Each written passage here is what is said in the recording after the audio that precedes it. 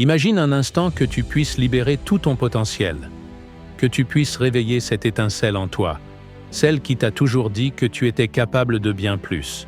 Aujourd'hui, je vais te révéler 5 règles essentielles, 5 vérités intemporelles, qui peuvent non seulement transformer ta vie, mais aussi t'ouvrir la voie vers un futur où tout devient possible. Si tu es prêt à dépasser tes limites, à briser les barrières de l'ordinaire, alors reste ici. Cette vidéo pourrait bien être le tournant que tu attendais. La première, poursuivez ce que vous voulez. Laissez-moi vous raconter une histoire. Un ami et moi, nous sommes allés courir à Central Park. L'organisation Roadrunners organise des courses le week-end, et à la fin de la course, il y a souvent un sponsor qui offre quelque chose. Des pommes, des bagels ou autre. Ce jour-là, à la fin de notre course, il y avait des bagels gratuits. Ils avaient installé des tables de pique-nique. D'un côté, des bénévoles. Sur les tables, des cartons de bagels. Et de l'autre côté, une longue file de coureurs attendant leur bagel gratuit. J'ai dit à mon ami, « Allons chercher un bagel. » Il m'a regardé et m'a dit, « Ah, la file est trop longue. » Et j'ai dit, « Bagel gratuit. » Et il m'a répondu, « Je ne veux pas attendre. » J'ai insisté, « Bagel gratuit. » Et lui, « Non, c'est trop long. » C'est là que j'ai compris. Il y a 2 façons de voir le monde. Il y a ceux qui voient ce qu'ils veulent, et ceux qui voient ce qui les empêche d'avoir ce qu'ils veulent. Moi, je ne voyais que les bagels. Lui, il ne voyait que la file d'attente. Alors je suis allé vers la file, je me suis glissé entre 2 personnes, j'ai tendu la main dans la boîte et j'ai attrapé 2 bagels. Personne ne m'en a voulu, parce que la règle, c'est que vous pouvez aller chercher ce que vous voulez, tant que vous n'empêchez pas les autres d'en faire autant. J'ai dû sacrifier mon choix. Je n'ai pas pu choisir mon bagel.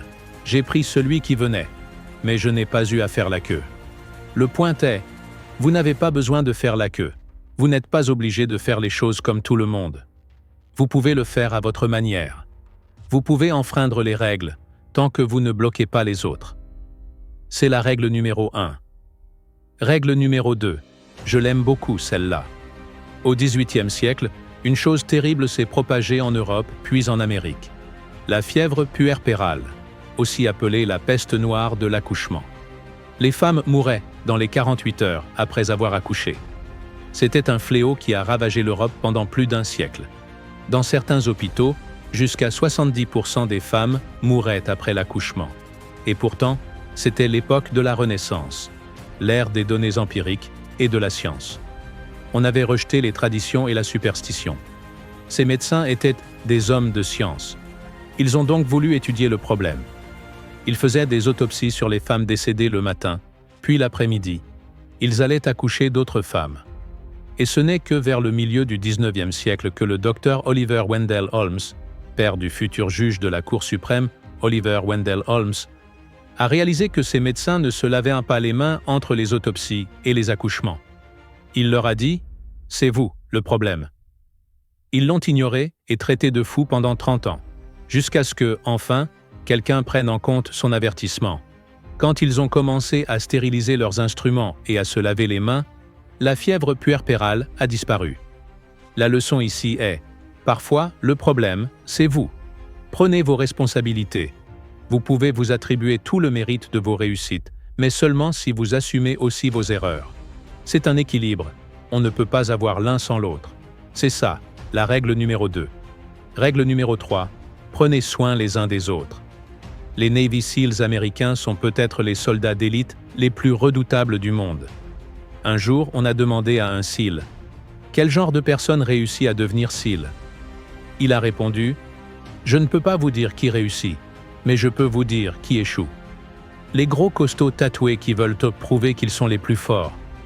Aucun ne réussit. Les petits chefs arrogants qui délèguent tout et n'assument rien. Aucun ne réussit. Les athlètes universitaires qui n'ont jamais été poussés à leurs limites. Aucun ne réussit. » Il a ajouté « Certains de ceux qui réussissent sont maigres et chétifs. Certains tremblent de peur. Mais tous ont en commun ceci. Quand ils sont à bout de force, vidés physiquement et émotionnellement, ils trouvent, malgré tout, de l'énergie pour aider le camarade à côté d'eux. Devenir un guerrier d'élite, ce n'est pas être le plus fort, ni le plus rapide, ni le plus intelligent. c'est devenir excellent pour aider ceux qui sont à votre gauche et à votre droite. Le monde est trop dangereux et difficile pour penser qu'on peut réussir seul. Si vous trouvez votre étincelle, tant mieux. Mais à qui allez-vous demander de l'aide? Et surtout, quand accepterez-vous l'aide qu'on vous propose? Apprenez à aider et à demander de l'aide. Ce sera la compétence la plus précieuse que vous apprendrez dans votre vie. Règle numéro 4. Nelson Mandela est un cas d'école en leadership, universellement respecté. Quand on lui a demandé comment il avait appris à être un grand leader, il a répondu qu'il accompagnait son père aux réunions tribales. Et il se souvenait de deux choses. Il s'asseyait toujours en cercle. Et son père était toujours le dernier à parler. On vous dira toute votre vie qu'il faut apprendre à écouter. Je vous dirai, apprenez à être le dernier à parler. Même de bons leaders entrent dans une salle et disent « Voici le problème. Voici ce que je pense. Mais je veux votre avis. » Trop tard. Quand vous gardez vos opinions pour vous jusqu'à ce que tout le monde ait parlé, vous faites deux choses. 1. Vous donnez aux autres le sentiment d'être entendus. 2. Vous bénéficiez de toutes les idées avant de forger la vôtre. Pendant que les autres parlent, ne hochez pas la tête pour dire oui ou non. Contentez-vous de poser des questions pour mieux comprendre leur point de vue. À la fin, vous aurez votre tour. Ça paraît facile. Ça ne l'est pas. Pratiquez l'art d'être le dernier à parler. Règle numéro 5, ma préférée. Histoire vraie. Un ancien sous-secrétaire américain à la Défense a été invité à donner un discours devant 1000 personnes. Il était sur scène, un café à la main dans un gobelet en polystyrène. Il a bu une gorgée, a souri et a dit « L'an dernier, j'ai donné un discours ici en tant que sous-secrétaire.